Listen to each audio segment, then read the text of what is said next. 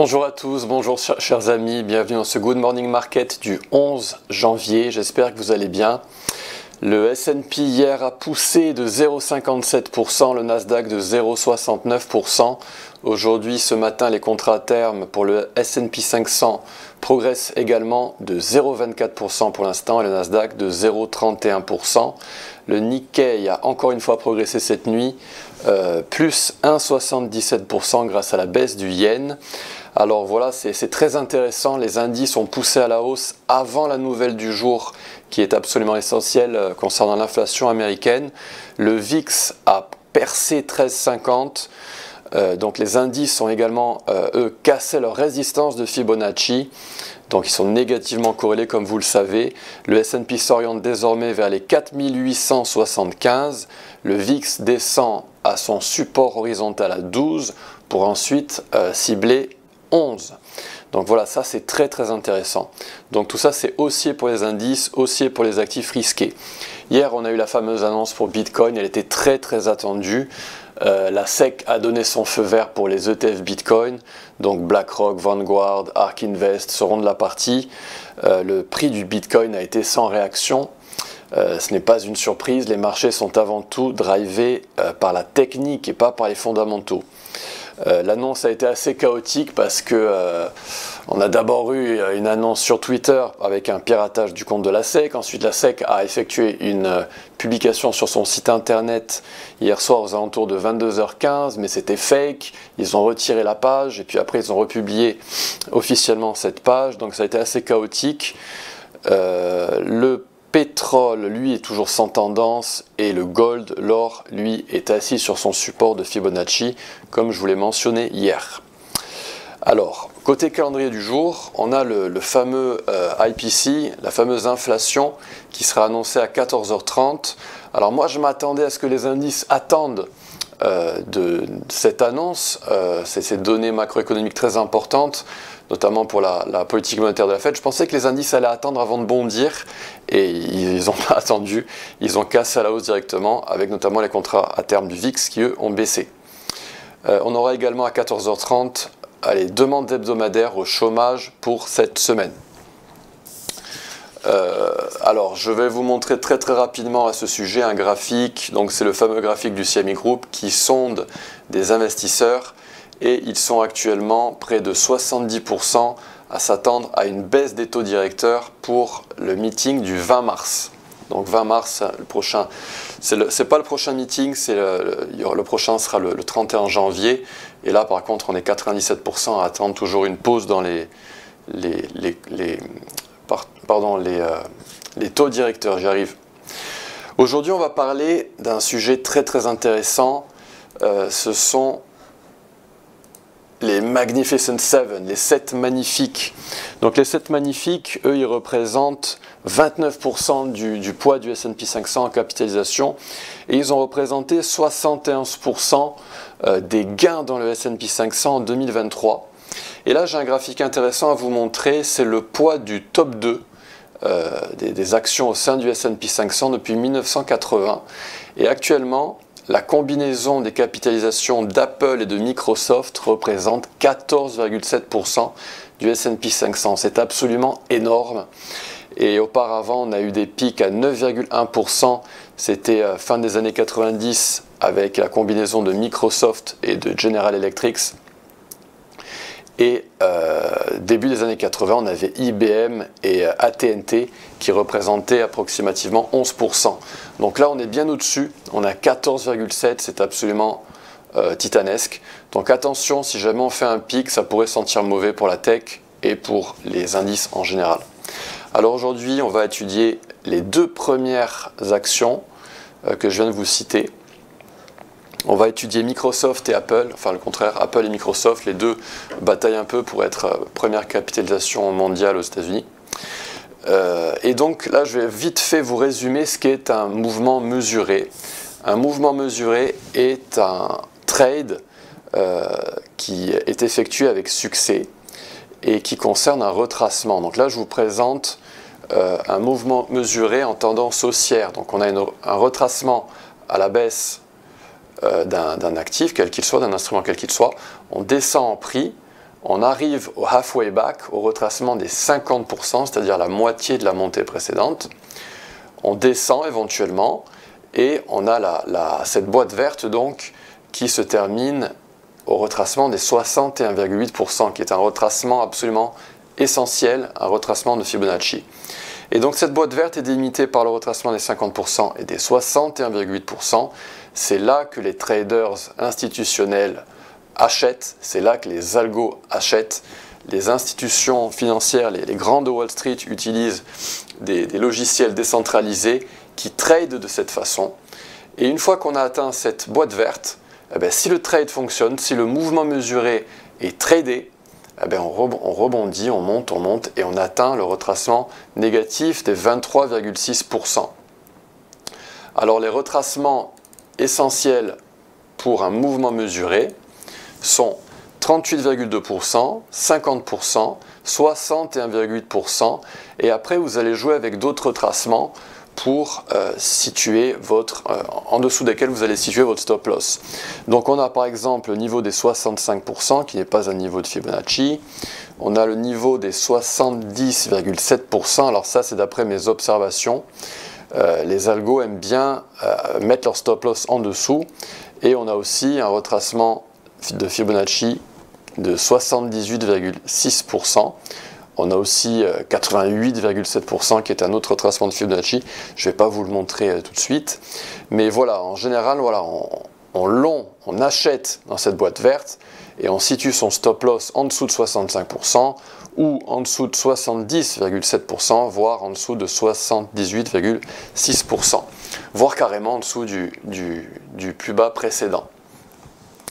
Donc, quand on a plusieurs mouvements mesurés à la suite, on appelle ça une série de Fibonacci. Et là, dans Apple, c'est ce que je vous disais, c'était le 27 décembre, j'avais fait une vidéo là-dessus, où je vous présentais cette série de Fibonacci historique depuis les années 2000 dans Apple. Et on va les refaire ensemble très rapidement. Donc, vous respectez cette procédure tant que le trade, tant que la série fonctionne. Donc là, je m'ancre avec Shift pour bien me mettre au plus bas de cette structure. Je remonte au top, j'appuie toujours sur Shift. Donc là, je ne vais pas trop zoomer. Hein. Et je vais retirer les retracements qui sont un petit peu en trop, qui m'encombrent un peu mon graphique. Ok, j'enlève même le 38% pour l'instant, peut-être que je le rajouterai. Et donc voilà, on a eu ce trade qui a fonctionné, on a atteint la golden zone, on a rebondi et on a percé la cible des 23,6%. Donc là, je vais zoomer un petit peu pour notre confort. Et voilà, on continue comme ça. Donc là, le précédent achat avait eu lieu à cette golden zone, donc je prends mon plus bas précédent, je remonte au plus haut. On a atteint le haut de la boîte verte, 50%, on a rebondi, on a atteint la cible, tout va bien. Comme on a atteint la cible, on continue la procédure, plus bas jusqu'au plus haut. On a atteint la boîte verte à nouveau, 50%, on a atteint la cible. Comme on a atteint la cible, eh bien, on attend la prochaine correction. Et les actions ont cette particularité, c'est qu'elles adorent monter au-dessus de la cible. Elles ne vont pas toujours réagir à la baisse une fois que la cible est atteinte. Donc là, on a continué de monter. On a eu cette petite correction, voire même un crash, hein, si on zoome un petit peu. Golden zone, cible. Donc là, je vais zoomer un petit peu. Donc golden zone, cible. On continue. On a eu le dump du Covid. Donc là, je m'ancre au plus bas de la structure, haussière, jusqu'au plus haut. 50% avec deux petites mèches. On a atteint la cible, on a tout défoncé à la hausse suite à l'impression massive des banques centrales. Et ici, qu'est-ce qu'on a eu? On a atteint le retracement des 38%. Alors, est-ce que je suis bien ancré? Je pense que oui. Bon, là, pour notre confort, je vais basculer en hebdomadaire. Alors, voilà, j'étais pas bien ancré. La mèche, elle a eu lieu un peu plus bas. Donc là, on le fait en live, hein, c'est intéressant pour vous de le faire en live. Prend un peu plus de temps, mais c'est plus ludique. Donc là, on n'a pas atteint cette boîte verte, mais ça peut arriver quand le marché est très haussier, on va uniquement atteindre le retracement de 38%. Et ici, on l'a atteint 2 fois, on n'a pas voulu atteindre le retracement de 50%, on a rebondi, et là, on n'a pas encore atteint notre boîte rouge, là, on n'a pas encore atteint les 213,48. Donc là, je vais passer en journalier. Et là, qu'est-ce qu'on a en journalier pour Apple? Donc, comme je vous le disais, 213,48, on ne l'a pas encore atteint, cette cible. Par contre, pour atteindre cette cible, eh ben, on a besoin d'un autre mouvement mesuré pour y parvenir. Et pour l'instant, on a atteint le retracement de 38%, on n'a pas atteint le retracement de 50%, ça pourrait survenir dans les mois à venir, mais pour l'instant, ce n'est pas le cas. On a juste atteint le retracement de 38% et on cible les 215,67. Pour y parvenir, on aura peut-être besoin d'un autre mouvement mesuré. Et c'est peut-être ce qui est en train de se passer pour Apple en ce moment. Donc je trace ce mouvement mesuré donc en interne, donc c'est un degré inférieur. Et on a atteint le retracement de 50%. Et là, il y a du vert. Là, on monte avec les indices, on a le VIX qui collabore, on a un environnement technique qui collabore. Et donc, on ciblerait pour l'instant, si jamais on ne bascule pas sous les 177 $, en dessous de la Golden Zone, si jamais on ne va pas en dessous, ça veut dire qu'on est bon et on cible les 207 $. Donc voilà, on a cette boîte rouge dans Apple qui est une boîte qui est confluente entre 3 cibles algorithmiques, donc qui est comprise entre 207 et 215. Donc ça, c'est ma cible pour Apple. Petite parenthèse, je ne vous l'ai pas dit, mais les actions, ce ne sont pas comme les contrats à terme, ce ne sont pas comme les indices, ce sont des instruments qu'on analyse sur le long terme, sur les périodes en journalier, en hebdomadaire, voire carrément en mensuel. C'est très très important de le savoir.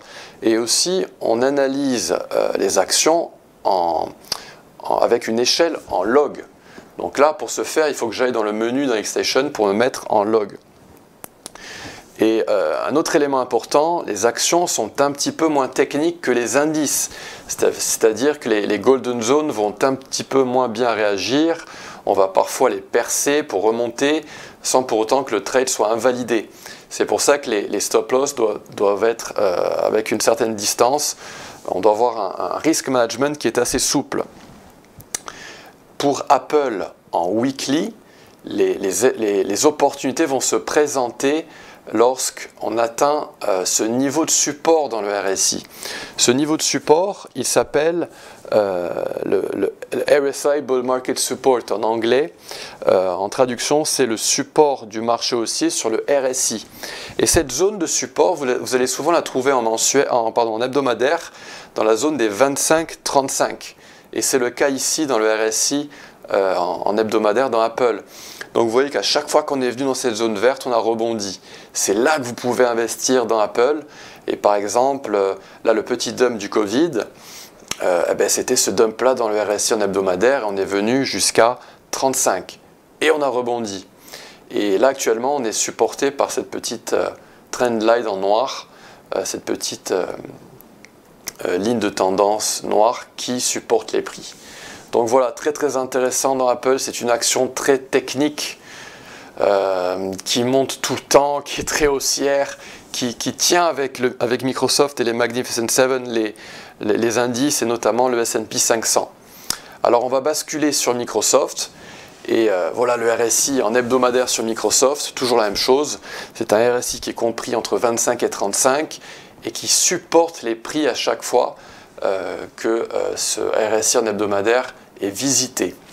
Et c'est là qu'on va avoir les opportunités d'investissement dans Microsoft et dans les actions en général, notamment dans les 7 magnifiques. Alors, on va basculer sur Fibonacci.